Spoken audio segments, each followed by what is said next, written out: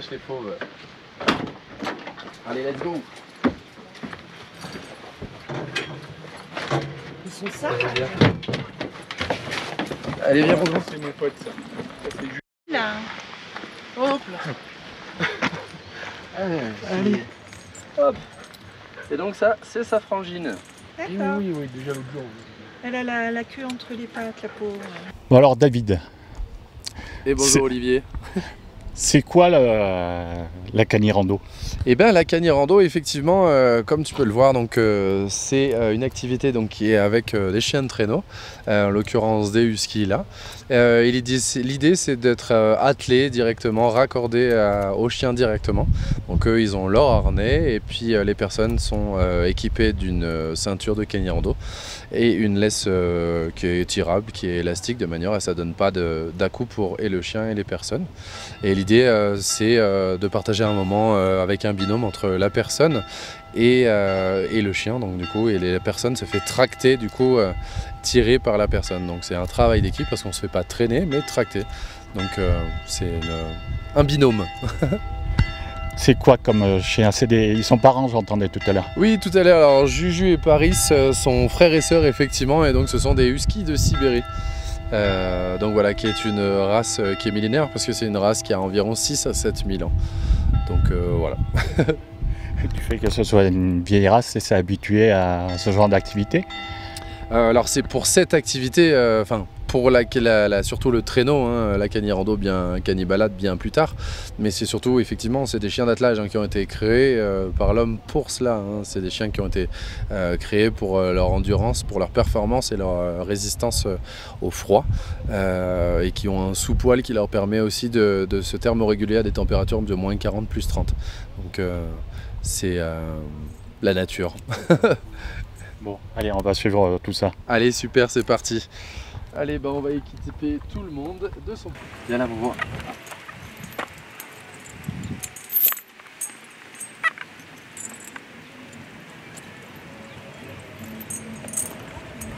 Patte. Super. Patte. Bon, il n'y a que lui qui fait ça. La frangine, elle ne le fait pas du tout. Et race dite primitive. Primitif, ça veut dire chasseur, fugueur et indépendant. Ah d'accord. Parce qu'un husky n'a pas besoin d'être collé à vous comme d'autres races de chiens pour se sentir proche de vous. Alors ça ne veut pas dire qu'ils n'ont pas envie d'être proches de vous, mais effectivement... On sent que ça lui plaît pas. Oui, ça lui plaît absolument pas, mais une fois au travail, elle l'oublie complètement. C'est son toc. Donc du coup effectivement, alors on dit chasseurs, bon effectivement les huskies sont de très bons chasseurs, ça c'est clair. Indépendants, voilà, comme je vous l'expliquais, et leur fugueur c'est pas compliqué. Il y a 6-7 000 ans, donc c'était des chiens qui étaient en libre, hein, des chiens qui étaient avec le peuple sibérien et qui avaient l'habitude d'aller chasser, qui avaient l'habitude de tirer des traîneaux et de parcourir beaucoup de distance, sauf que ça s'est transmis dans la génétique et aujourd'hui on a mis un grillage autour de ces chiens. Donc si c'est des chiens qu'on ne dépense pas physiquement et émotionnellement, il s'ennuie. Ouais. Donc un chien qui a un husky qui s'ennuie, il va voir ailleurs, tout simplement, et il va découvrir. Donc c'est vrai que le husky de Sibérie est un chien qui a un très mauvais rappel. Voilà.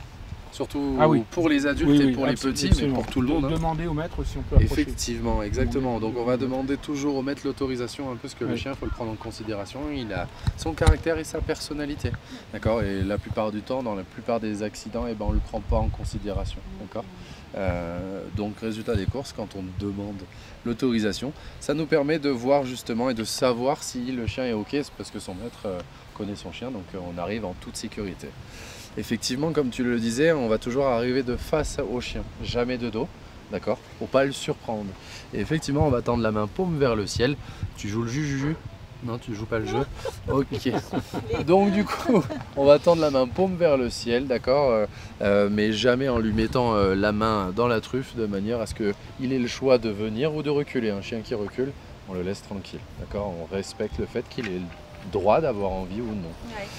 Le chien, en réponse positive, il peut vous sentir, vous lécher. Il y a même certains chiens qui peuvent effectivement mettre votre main dans leur gueule. C'est plus pour une interaction que pour mordre, d'accord? Une façon pour lui de vous dire bonjour et de dire que c'est ok, on peut avoir une interaction.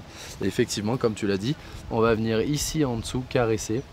Ici, c'est une zone d'apaisement et c'est comme ça qu'on dit bonjour en langage chien, d'accord?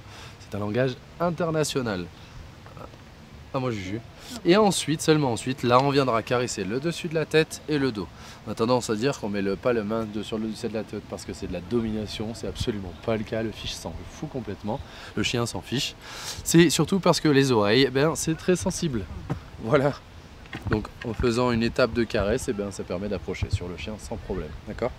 Pour les chiens qu'on ne connaît pas, on évitera toujours de caresser les pattes et la queue. D'accord? Allez. Hop. C'était bien l'aquagym? Ouais, c'est top. Ça fait du bien.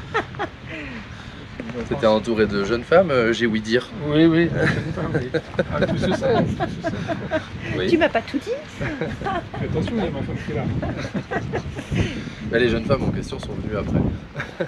Je te pose ça là. Ouais. Ça bouge là. Donc ça, c'est des ceintures spécifiques pour cette activité. Exactement, c'est les ceintures donc de Cani Balade, Cani Rando. Donc voilà, une ceinture standard un peu rembourrée à l'arrière pour que ça soit quand même un minimum confortable. Et sur lequel est attachée donc une laisse élastique qui remplace un peu le système d'amortisseur qu'on peut mettre à l'avant de notre traîneau. Donc du coup, ils ont une partie qui est élastique. Ça évite les à-coups et donc pour le chien, c'est aussi confortable pour l'être humain et pour le chien, donc pour les deux, pour le binôme complet. Voilà, tout à fait. Top. Super. Allez, petite consigne de sécurité. Franck, tu les connais, mais on va faire quand même une petite piqûre de rappel. Je veux bien. Première règle, c'est tout simple, on respecte le chien, d'accord? Si pendant la balade, vous voyez que le chien a les pattes emmêlées dans la laisse, tout simplement, on s'arrête, on défait les nœuds et on repart, d'accord? Les pattes d'un chien, ça va toujours d'avant en arrière, jamais sur le côté, donc il ne faut pas le faire, sinon on casse les articulations ou les os, ok? On marche surtout, on ne court pas, d'accord? Parce que si on vient à courir, le problème qu'il y a, c'est que le chien va sentir, il va accélérer et donc vous risquez la chute, ok? Ensuite, troisième chose, on va sur les chemins serrés bien marcher en file indienne et laisser entre notre chien et la personne de devant au minimum 1 à 2 mètres, de manière à ce que la personne de derrière n'ait pas à surveiller et à marcher sur les pattes de mon chien, ok? Ensuite, on parle avec respect et avec amour aux chiens. D'accord, il n'y a pas besoin de les engueuler ou de leur parler fort. Ils entendent très très bien, ils ont une ouïe qui est plus développée que la nôtre. Donc on va être positif dans nos paroles, enjouer. Et on va communiquer avec nos mouvements et aussi avec la parole pour que le travail d'équipe se fasse entièrement. C'est tout simple. Pour avancer, on va tout simplement leur dire OK devant et on va avancer en même temps. Ok ? Si on veut s'arrêter, on dit tout simplement stop et on s'arrête en même temps. Ok ? Dans les descentes, je vous invite à baisser là votre voix comme si vous freiniez en voiture et tout simplement à dire tranquille et à parler calmement. Plus on descend le ton est plus important que le mot finalement. Donc si vous dites stop, stop, stop, stop, stop, stop, bon, ça fait une voix excitée.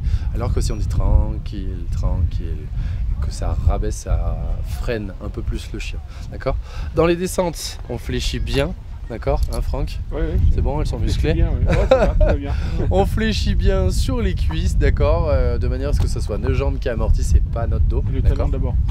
Le talon en premier, effectivement, pour bien développer le pied et pour ne pas perdre l'adhérence du pied. D'après ce que tu dis, on dirait que le chien, il peut obéir autant à son maître, on va dire à toi, Ouais. qu'à des clients. Exactement, c'est un travail complètement d'équipe et c'est ce que j'essaye d'expliquer donc aux personnes qui viennent. Et effectivement, dans la montée, généralement, on laisse libre cours parce que ça monte bien. Sur le plat aussi, là où c'est plus, entre guillemets, plus difficile, c'est dans les descentes parce qu'ils tirent toujours aussi fort. Mais effectivement, ils comprennent, ils sont à l'écoute et le mot, ils le connaissent quand même. Donc effectivement, ils vont plus m'écouter s'il est nécessaire, mais c'est pour ça que je ne prends pas de chien, pour pouvoir parer à toute éventualité et être présent pour les personnes que j'accompagne. Voilà. Bon. On est parti ? Allez. Pareil pour toi là. Et ensuite, t'es prêt ? Prêt. Allez, ok devant. Et là, tu lâches progressivement. Vas-y, tu peux y aller. Juju, il va regarder où je suis. Et puis c'est parti. Pareil pour toi, tu décroches progressivement. Vas-y, lâche tout doucement. Sinon, tu vas t'arracher la main. Ouais, c'est ça. Voilà, et lâche progressivement. Et c'est parti. Vas-y, lâche. Oh, qui pousse pas sur les filles. J'avoue que j'étais occupé avec mon téléphone, c'est pas bien.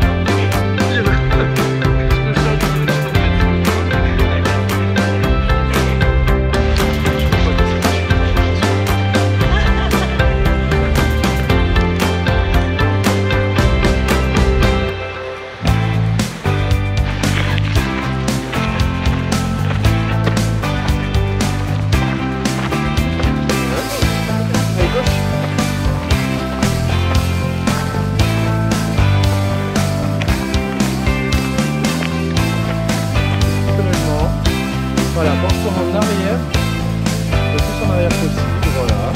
Vas-y, accompagne-le. Ok, voilà. Je vais faire...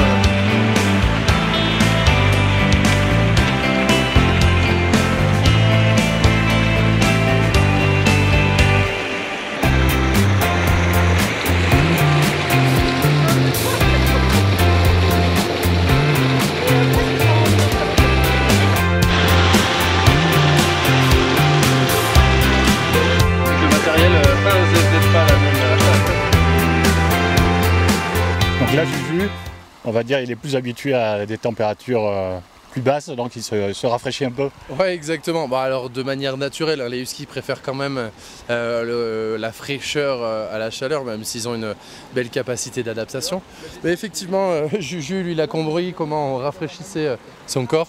Donc il trompe tout simplement ses organes, enfin la partie de son corps directement dans l'eau, ce qui fait un rafraîchissement naturel. Et avec lui qui fait ça sur mes chiens, ouais. Il nous montre un peu comment on peut faire pour rafraîchir un chien lorsqu'il a eu un coup de chaud. Donc déjà lui donner des petites quantités d'eau, effectivement, pas d'un seul coup, parce que le chien il peut faire un retournement d'estomac et puis on peut avoir un choc thermique.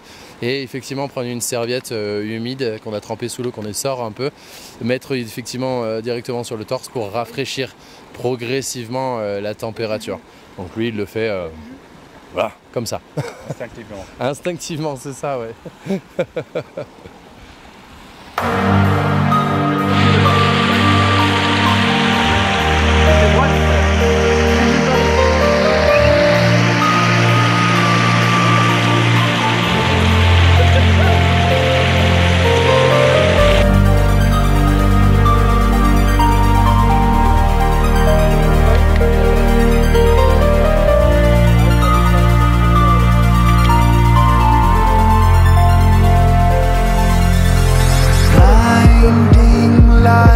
On attaque l'ascension maintenant. L'ascension inverse. One more night, waiting for your spark. I don't mind. Il y a Franck de se mettre sur les fesses et normalement Take on me under, allez, ok. 'cause you don't lie. Ah, il va You tranquille. come with the thunder. You got the best of me. You made me give it all. You know you hit me like a lightning bolt. Pure electricity, I would've never thought you would hit me like a lightning bolt. You got the best of me. You made me give it all. You know you hit me like a lightning bolt. Pure electricity, I would've never thought you would hit me like a lightning bolt.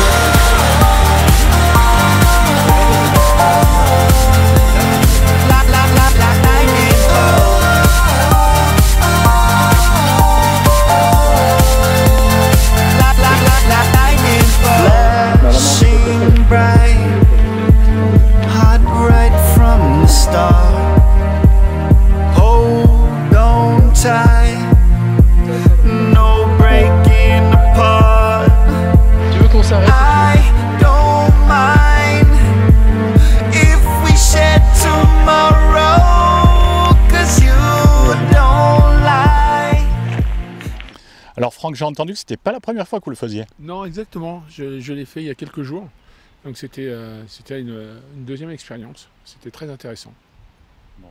Alors j'ai entendu que vous aviez eu un chien. Oui, tout à fait. Du coup, on peut se dire, bah, finalement, est-ce que c'est pareil que promener un chien? Non, parce que ça dépend quand même de la taille du chien. Moi j'ai eu un chien, mais j'avais un bulldog français, donc beaucoup plus petit.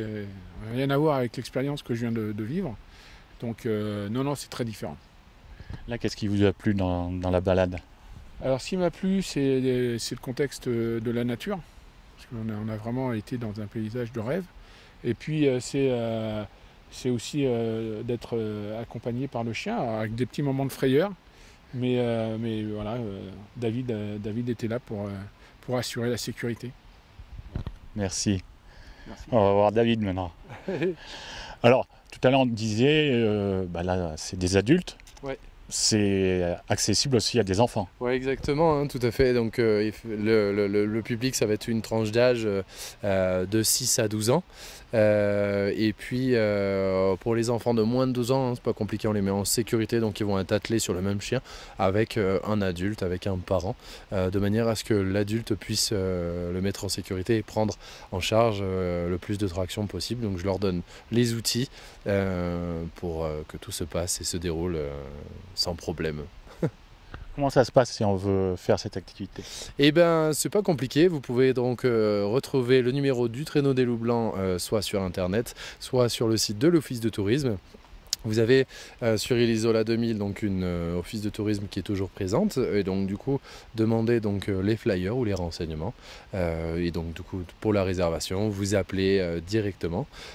Pour ce qui est Cagny Rando Visite de Chenil, je vous invite à m'appeler ou m'envoyer un SMS, un mail, et je vous recontacte dès que possible après une activité. Voilà, tout à fait. Allez, je te remercie. Merci beaucoup, une bonne journée.